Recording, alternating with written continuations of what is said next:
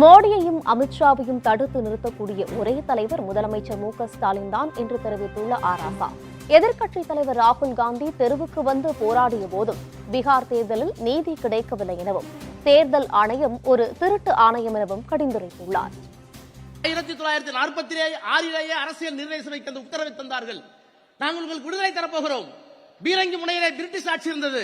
ஆனால் நீங்கள் எப்படி ஆளப் போகிறீர்கள், உங்கள் அரசியல் சட்டம் என்ன என்று கேட்ட நேரத்தில் பண்டித ஜவஹர்லால் நேருவும் அம்பேத்கரும் வல்லபாய் பட்டேலும் ஏன் எதிர்த்தரப்பில் இருந்த பிரசாந்த் முகர்ஜியும் எல்லோரும் சேர்ந்து எழுதிய அரசியல் சட்டத்தில் தான் எத்தனை மதங்கள், எத்தனை சாதிகள், எத்தனை மொழிகள், எத்தனை பழக்க வழக்கம், எத்தனை பண்பாடு, எத்தனை உடை, இத்தனை வேற்றுமைகளையும் ஒற்றுமையாக வைத்து நாம் எப்படி நம்மை ஆண்டு கொள்ளப் போகிறோம் என்பதற்காக உருவாக்கப்பட்ட அரசியல் சட்டம். அந்த அரசியல் சட்டத்தில் தாழ்த்தப்பட்டவருக்கு உரிமை இருக்கிறது, பிற்படுத்தப்பட்டவருக்கு உரிமை இருக்கிறது, மொழி சிறுபான்மை மக்களுக்கு உரிமை இருக்கிறது, மகளிருக்கு உரிமை இருக்கிறது.